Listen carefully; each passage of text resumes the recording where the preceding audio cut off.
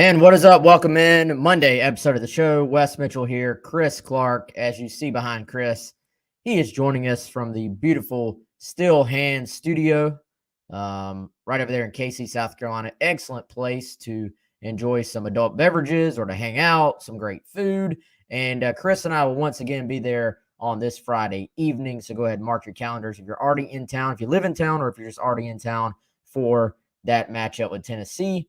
We'll be out there for an oyster roast, some music, a good time. Our good buddy Michael Haney, who used to be with 107.5, he'll be out there performing. So should be an excellent time on Friday. Chris already out there getting some oysters ready for Friday. But no, of course, we're here to talk about South Carolina's. I don't even know what words y'all want to use. It was a domination by Florida, 38-6 on Saturday afternoon in the Swamp. Couple little news items before we get to that. South Carolina, Tennessee officially sold out. That was announced right before we went on the air here on the GC Live show. And the Tennessee South Carolina game will be at 7 o'clock. That was confirmed on Saturday because it was going to be 7 or 7:30. They used that little 6-day window. That's official. And also, y'all, South Carolina Clemson will be a noon kickoff in Clemson. So we'll go ahead and knock out the little news items first. Chris, I don't know where you want to start, man. In a lot of ways, I think Florida's offense against Carolina's defense, it played out sort of like the worst case scenario of what we thought it could be. I think we detailed that part all week long. Like, look, this can be a tough matchup. Their running game against Carolina's defense. However, I think we thought there could be some reasons for possible success offensively against a Florida defense that has struggled. That, quite obviously, was not the case at all. It was not. I think, what did you pick, Wes? Our score predictions are pretty close. I was 34-24 Florida. I was 35-27 Florida. Yeah, so really close.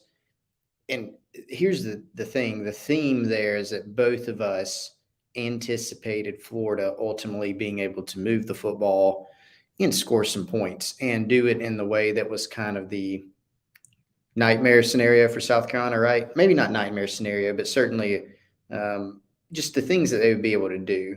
Anthony Richardson on the ground, extending plays, some explosive runs from their backs, not being able to get off the field on third down because of all those things. But I think the biggest surprise really in all of it, Wes, was South Carolina's inability to get absolutely anything going on the offensive front.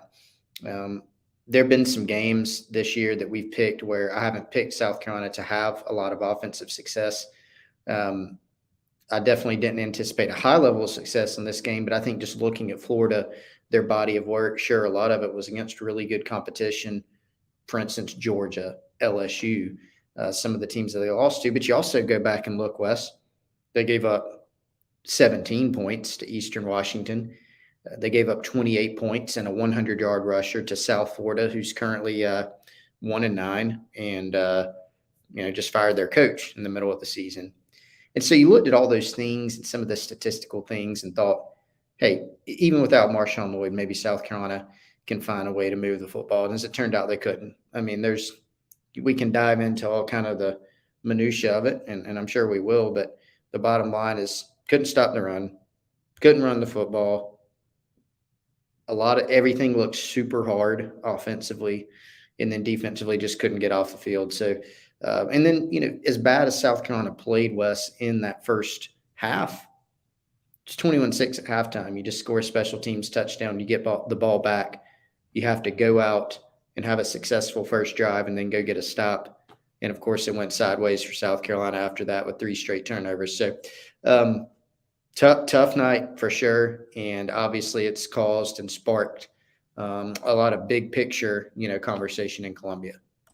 Yeah, and rightfully so, man. I think, we try to be as realistic and even kill as possible. At the same time, I think fans naturally are going to get upset and are going to be a little more passionate about it than we are as far as getting 2 up or 2 down. But man, the way this game played out, like I find really no fault in the fans right now being upset because, I if you can even say this about a 38-6 score, it felt even more lopsided than that to me. Like I don't think that's some um, crazy hot take either. It felt like Florida pretty much could do whatever they wanted. Like they dominated the game to me, and it never, once they got out to that quick start, it never really the game really never felt in doubt. You thought maybe there's a momentum swing after the special teams score, like you said. Can you come out? Can you find something on offense? And statistically, Chris, this this Florida defense, yet yes, they have played some good teams, but man, that was not a good Florida defense coming into this game. Like statistically, Carolina should be able to move the football on those guys, I feel like. And I fully understand that having offensive success in the SEC consistently is not always easy. And there are teams you're going to go up against that you're just not going to look good. Like as upset as everyone was about the Missouri game and not to go all back into that, I can look at Missouri's defense on most Saturdays and what they've done and be like, it's not a crazy thought that they were going to shut Carolina down. The big thing is just you face, Vanderbilt's defense on paper wasn't that different than Florida's. Now, obviously, athletically, they are different. But going into this game, you say, man, even without Marshawn Lloyd, you should be able to get something going offensively where you at least move the ball, get your defense off the field. Your defense. I looked at this game, Chris. The onus was on the offense in this game to go score because you knew on paper the defense was probably not going to have a great night unless they could turn Florida over. Mm-hmm. And that's exactly how it played out defensively. But, again, no Lloyd, but man, it's not like they're just devoid of talent on offense. And it's not so much me that you lost. I really, frankly, did think they would lose the game. It's not so much necessarily even the score. It's to me that just they did not really have many drives where you saw them move the football at all, Yeah, and I mean, I talked about the turnovers. I mean, to be clear, that didn't lose the game. That eliminated any chance for you to climb back in. And even then, it would have been extremely difficult because, again, you dug such a big hole. But let's take out the 3 turnovers. South Carolina didn't do anything in that game that inspires you to think, yeah, if they had turned the ball over on those first 3 drives, they probably go down and score on all 3 of those, or heck, even one of them, because there just wasn't anything going. It was just really everything that could go wrong. I mean, to the extent that they had any pockets of possible success, most of the time, one-on-one on the perimeter, they lose that one-on-one battle. The turnovers, having a guy open didn't happen often in the passing game, and the trigger doesn't get pulled, or you take a sack, or whatever may have happened. So it was just a lot of bad packed in there, Wes. And I think, look, Shane Beamer made the point on Sunday during his teleconference that this wasn't a one-game sample, which I think lost in all of the, talk about what Shane Beamer has been saying in his press conferences. That was an interesting nugget for him to say, is that it's not a one-game thing. It's not like they played great all year and had this one-game aberration. Even in games where they've had some success and won some games, Kentucky, Texas A&M, there's kind of caveats to those, right? Like there's the caveat of, well, now we know Kentucky's not very good. They got Will Levis back and just lost to Vandy at home. A&M's a disaster. You won those football games. Those count. They should be celebrated. Heck, hadn't beat those teams very often or ever if it's A&M. So they should be celebrated, but you can still look and you can kind of see, hey, they're going to have to play a lot better once the schedule, ramps up in intensity and difficulty. And that has not happened. And so I think that's the frustrating. It probably makes it even more frustrating for fans, Wes. We touched on this a little bit during the takeover hour on 107.5 earlier. Sometimes you can look at a position group or you can look at a side of the football and say they just don't have a lot there. They're squeezing what they can out of it. It's kind of the opposite, defensively to an extent, but especially on offense, because you have guys that have done some things at USC or have done some things at other schools in the past. And you put all those guys together, and this is something I've been saying. This might be my new phrase, Wes, for the rest of the year instead of turnover margin. The sum is not equal to the parts, and it's kind of hard to shake that feeling. Yeah, man, I think that is interesting that you bring up that Beamer comment because it's a short comment, but it carries some weight, and I think it especially carries some weight from Shane Beamer when you consider how positive he is. Like that is how, and fans get frustrated with that as well. I hate to tell you, like, he's going to continue to be positive. That is how he runs his program. You're talking about still a program that when he came in, there was not a lot of positivity in or around the program. It was not run as necessarily a positive reinforcement type program, is, I guess, the best way I can say it. So it was a big concerted effort, I think, to try and re-inject some confidence and some positivity into the program. And that's just how Beamer operates. So you're going to have to, I guess, kind of get used to it, I think, to an extent. However, that comment right there, I believe, was at least a little bit of a nod to, like, all right, guys, I'm not an idiot. Like, I see there are problems. I think, just really frankly, at this point, nobody's making, I wouldn't think, I should never speak in absolutes in college football because we all know, Chris, things change very quickly. But I still maintain, we've said it for the last few weeks when people have asked about it, and now there's 2 games in the regular season left. You're not making a change at OC in the middle of the season, and you're not making it with 2 games left. But I think that was one of the first, Chris, and I don't think we're reading into this too much. That was one of the first, like, little nods or open acknowledgments of not, I'm not going to just kind of answer the question a certain way. It was like an acknowledgement of, I see the offensive struggles, guys.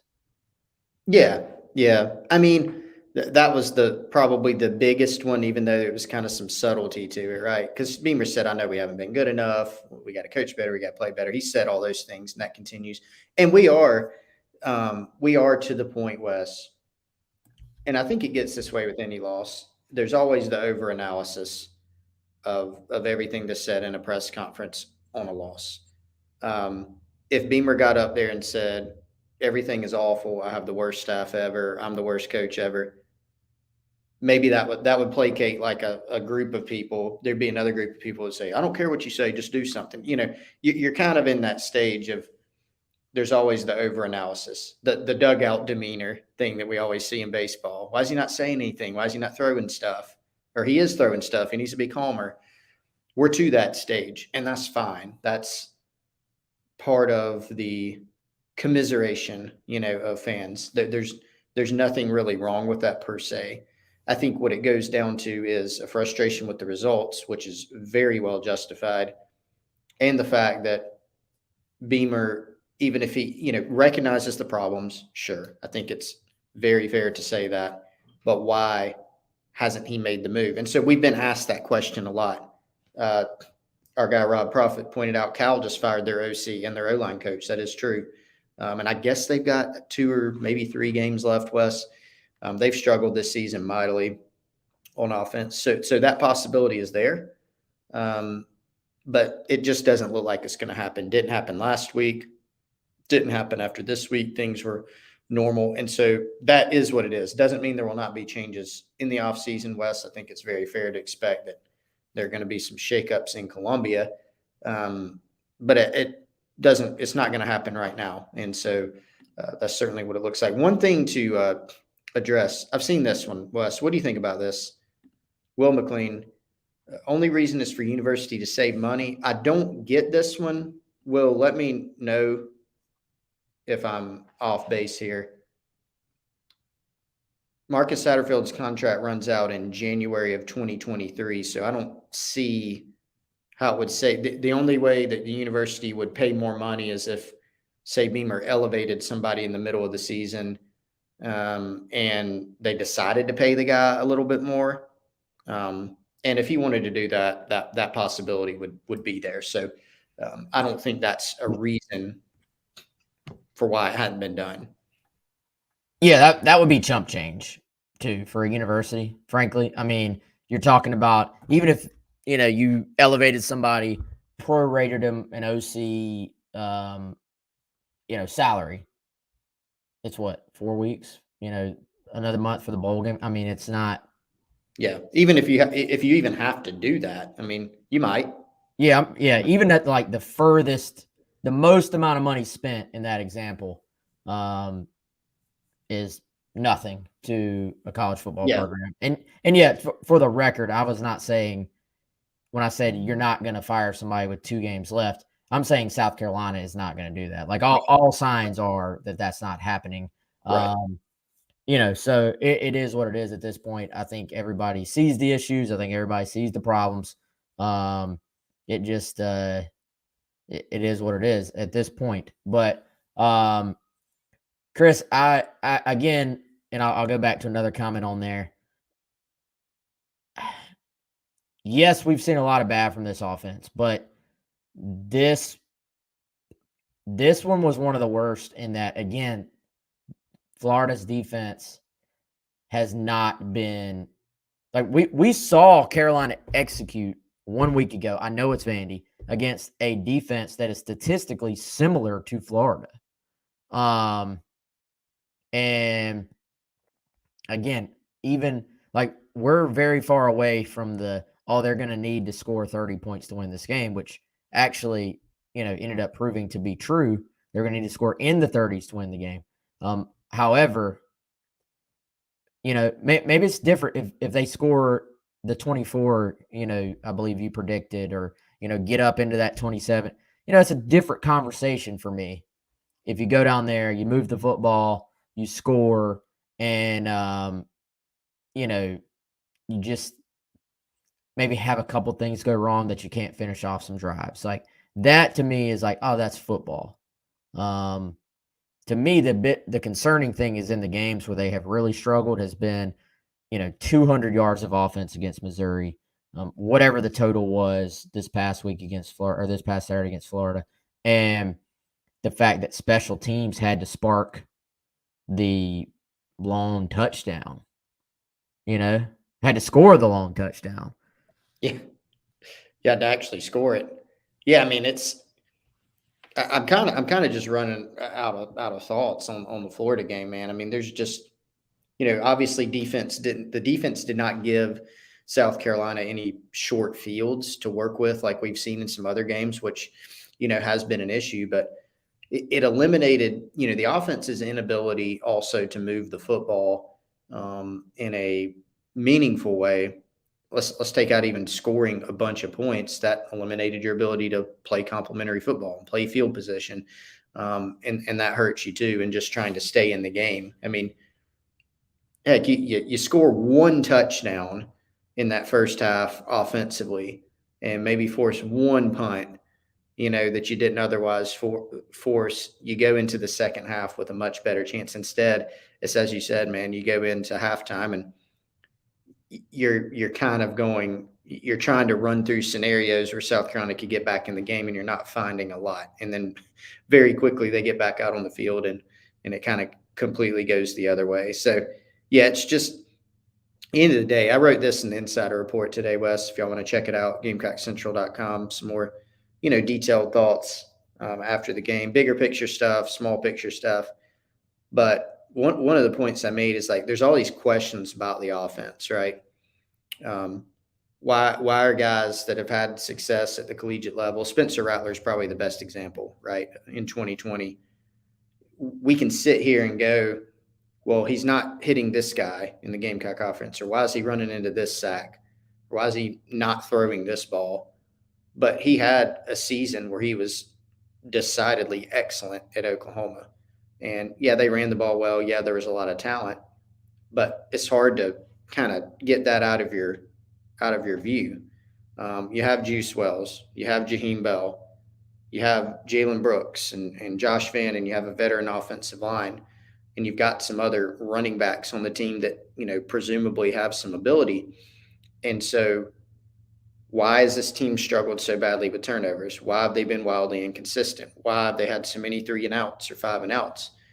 And what I ended up landing on in the Insider Report, Wes, was it's kind of a rhetorical question. It's just that the offense is not and has not been working. It has not maximized what this team could be. And so ultimately you have to go, up to the top level and recognize that it just has not worked out. And there's a lot of reasons, whether it's, what's being taught, how it's being taught, the actual plays that are being called, whatever it may be.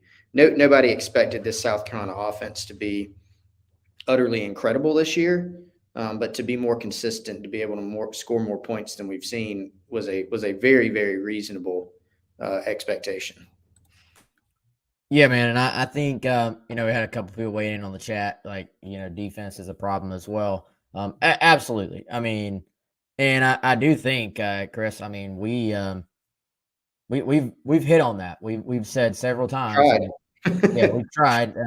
Sometimes people don't listen, but it has been a bit glossed over at times because of the focus on offense, and the offense has struggled, and because for one, I think, Chris, you come in last year, there weren't significantly high expectations for the defense, and I think we saw what the defense looked like at the end of the 2020 season, and you're sitting there going, whew. Then they bring in a surefire starter at cornerback supposedly, and transfers out, during preseason camp, and you're kind of sitting there, you're going, whatever they get out of this group, could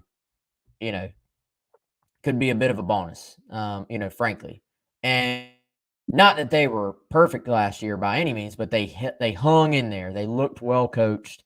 They implemented a scheme, and for the most part, the guys seemed to know what they were supposed to do on any given play. And you go, okay, that's not an overly talented defense, top to bottom, depth wise, especially, but they play hard. They know where they're supposed to be, and they give you a chance. And I think you go into this year. I still, like, if we're going to have a nuanced conversation about this, Chris, I still do think you can explain away things on the defensive side a little bit more than you can on the other side. Yeah. Like, I think there are some people would call them excuses. Some people would call them explanations. Like, there are some things where you're like, okay, my expectations are not for this to be a shutdown defense, say. However, like the last few weeks, the run defense especially, which then flows into everything else, has been they've taken a step backwards. And I think sometimes we interpret, and I'm just talking about the collective we interpret a team having ups or downs or taking steps backwards as being, inconsistency, when really it's more about the opponent and the team you're playing. And hey, this team is really good at this, or this team's really talented. However, in this case, I don't think that's what we've witnessed, because Missouri, not a great offense, still did what they wanted against South Carolina. Vanderbilt still ran the football, made it look way too easy against South Carolina. And then Florida, of course, doing kind of what we unfortunately thought they would do, but then doing it, I would say, maybe even a good bit easier or more productively than maybe we even thought to an extent. Yeah, and going back to some of those things where you could kind of, I don't want to say explain away, but when you're just searching for why things are how they are defensively, I mean, you did lose two of your better players for the entire season. Jordan Strong, guy that's played a lot, Mo Kaba, who certainly represented, I would say, Wes, the best athlete in terms of size, speed, skill combination at the linebacker position.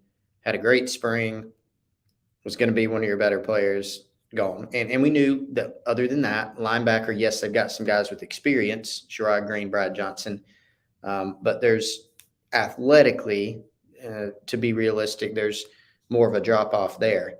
And then you've got some guys behind them, Stone Blanton, Bam Martin Scott, just haven't played a ton of football yet.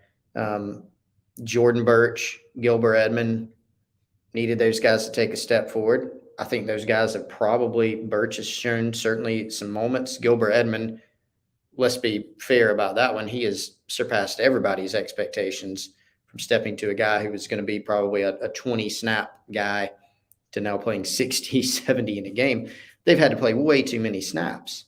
But I think you can still look and say there's some serious issues defensively, even given those things, right? And again, I'll go back to it's more noticeable on offense because of the personnel, because of the expectations there.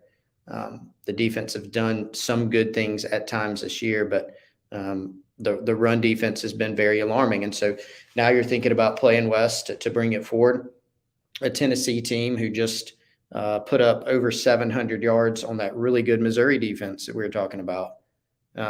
They kind of just picked their score in that game, especially in the second half when they pulled away. And then a Clemson team who has a good stable of running backs and ran the ball all over South Carolina last season. And that's your last two opponents. And then you're looking at both of those teams' defenses and how they've been pretty solid, for most of the year as well. Been some exceptions in there, but pretty solid. And you're trying to figure out where any points are going to come from the Gamecock offense. And even if you can find some points, how can you possibly, keep pace with especially Tennessee? So not a great picture, here at the end of the season for South Carolina. Yeah, no doubt, man.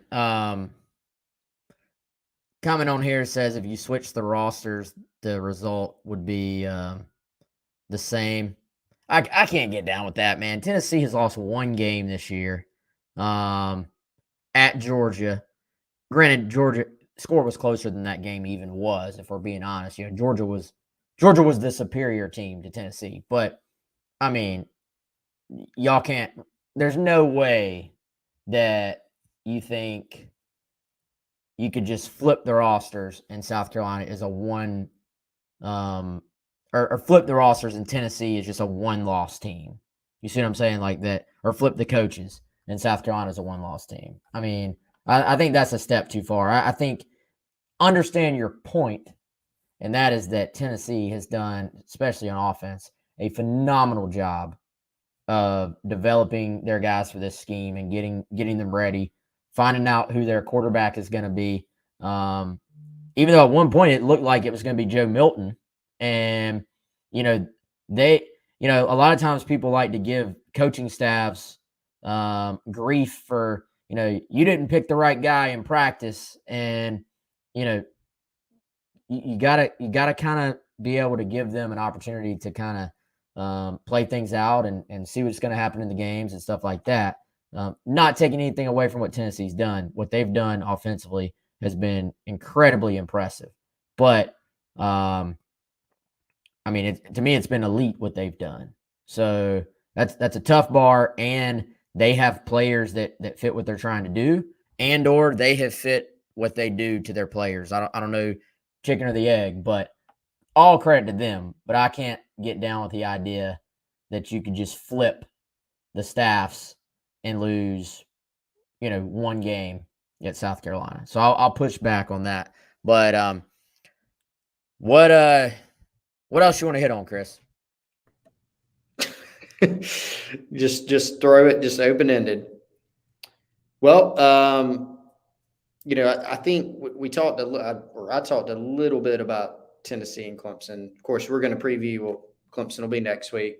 We'll get into Tennessee a lot more this week. Try to get a Tennessee guest on Wes for later in this week, and we'll certainly talk a lot more about that game. But I think, look, we almost got there after the Missouri game, I would say, when you get to the back half of the season and you lose to Missouri, and now, you beat Vandy, you lose to Florida, and you don't have a kind of what's ahead thing. Like after Missouri, you had Vandy's up ahead, right? And you still have a chance to get bowl eligible and to beat Vanderbilt on the road and all those things. Now you're at 6 wins. You just had just a terrible performance against Florida, another laid egg, as Shane Beamer might put it. And you got Tennessee and Clemson up ahead. And those honestly, they look almost insurmountable right now, right? I mean, Tennessee's so good offensively, with South Carolina's defensive struggles and then South Carolina's offensive struggles. It's just so hard to see a path in either of those games. And so the sense that I get is a lot of Gamecock fans are just looking forward. One of our commenters was at the beginning of the show said, I'm looking forward to December. And that's kind of where I feel like people are at. You get to December, certainly in that locker room, they're going to give it everything they have these last 2 games, but it's going to be an uphill climb. And so a lot of people bringing it forward to what does December look like in the transfer portal, both in and out. What are some adjustments like in terms of coaching changes? And so that's kind of where people's heads seem to be at, Wes. And that's unfortunate because, man, there's a lot of excitement going into the season. The season has still yielded some really, really cool moments, some positive moments. I still think, you rank the last 2 games, Clemson certainly is the more winnable, quote unquote, game, even though, spoiler, I would not pick South Carolina in that game right now by any means. But yeah, that's kind of where we're at, man. It's a kind of a rougher ending on the Orange Crush portion of the season here.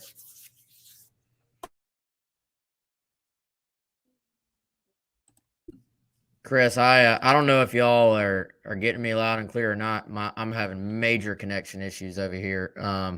So you got me right now, Chris? I got you loud and clear. Okay, maybe I just don't want to talk anymore. But that's what I was thinking. Conspiracy. Sorry, I outed you there. Yeah, no, it's I didn't hear anything you said, but I'm sure it was fantastic. My screen just went out completely. But before we get close to closing this thing out, I got to tell you about our friends at Liberty Tax at 803-462-5576. Overcome your tax size. Shout out to Larry and our friends at Liberty Tax for being major supporters of GC Live. Tax time right around the corner. So believe it or not, you'll be getting ready to do those taxes. You want to make sure you can get as much money back as possible. Our friends at Liberty Tax here in the Midlands, they've got a location in Irmo, Lexington, and in Columbia.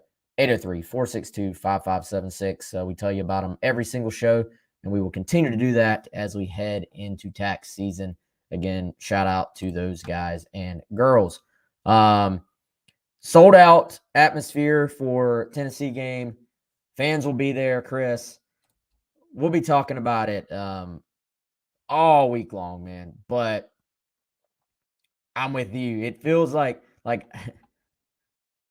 here's the thing. We try not to be disingenuous on this show. So, I mean, on paper, like I don't think we can sit here and even be like, well, I don't even know what my keys to victory are going to be in this. Like, I feel like the path is narrow. Am I being dramatic? Am I being too negative? No. The path is freaking narrow, man. No, it's realistic, honestly. I mean, let's say Tennessee's a middle of the road offensive team, which they're not. They're absolutely elite. We'd be sitting here going, where's the points for South Carolina? Like, where are your points coming from? And you would kind of have to bank on the formula that we've seen them score with all year. Go to Kentucky, go to A&M, Kentucky, you start off early, short fields, A&M, short fields. There were a couple really good, lengthy, long drives in those games, but it's not like they went up and down the field 5 times with 80-yard drives. So we'd be sitting there having that conversation. Hey, this will be a tight game. South Carolina will have to win the turnover margin, make some bigger plays, run the ball, stop the run. But you take all that and then you add the country's best offense by far onto that, and it's a very, very narrow path. I mean, South Carolina would have to play by far its best game of the year, and Tennessee would have to play by far its worst game, and that's where it's at. What's the FPI on the game, Wes? I haven't looked at the updated one, man. I think it was 88. Yeah, I mean that for the Florida game. Ooh, that sounds right. I mean, yeah, yeah. It just it is what it is, and so that's not, like you said, it's not us being disingenuous or trying to be overly negative. We're trying to analyze and kind of set expectations, and that's kind of where it's at. And so what I was saying, to go back to the point I was making that I guess you didn't hear, it's kind of like people have fast forwarded a little bit to December, to the off season. There was so much excitement going into this year. This year still has yielded some very exciting moments. There have been some really cool moments this season, but there have been a lot of lows too. And so as it turns out, they're kind of, I remember Luke Day saying going into this year that they're trying to stack more good moments and avoid kind of the extreme highs, the peaks and valleys. And, as it turns out, we've seen a lot of that this year. And the unfortunate part is now at the end of the season, South Carolina's attained bowl eligibility, of course, but now it's the end of the season. And the last 2 games happen to be extremely difficult games. A couple of fringe playoff teams, a team with the country's best offense, a rivalry game against a very difficult opponent. And that's just kind of where it's at. Have we lost you? Are you surprised the line is what it is? Yes. I'm trying to wrap my brain on kind of the what and why. Yeah. I don't have any answers. I don't know. Are you going right now? I would have thought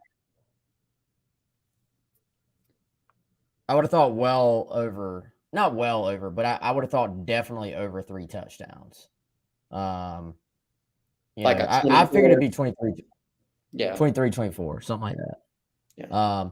Because Vegas doesn't see the games the way fans do.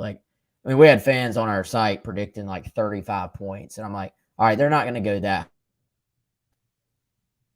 All right, y'all. I gotta go. My computer is or my connection is screwed. I don't know what's going on. We got to get integrated media out there, I guess, Wes. That's the only solution I see. Wes is now completely frozen. Folks, it looks like it may be up to me to close this out today. So that's what I'm going to do. I was going to give Wes a second. Here he is. Wes. No. Chris, tell everybody bye. You can do the close. I'm going to do the close and I'll end the show. All right. Hey, that's me. All right. Appreciate everybody for being on with us. GC Live. Thanks for hanging with us through some technical difficulties. I'm live at Steel Hand Studios. Come on out Friday, 5:00. Music from Michael Haney, making his return to Columbia. Oyster Roast, GC Live special edition, the night before the Tennessee game. We will be out here at Steel Hands hanging out. We'll be doing the podcast. I know I'll be hanging out around here. Thanks to Clint Hammond of Mortgage Network. Make sure you check him out, clinthammond.com, and our buddy Larry at Liberty Tax. Thanks to everybody for hanging out with us. Next up on the GC Live docket, tomorrow night, talking Tuesday night with Mike Yuva on Tuesday night. Y'all have a great day.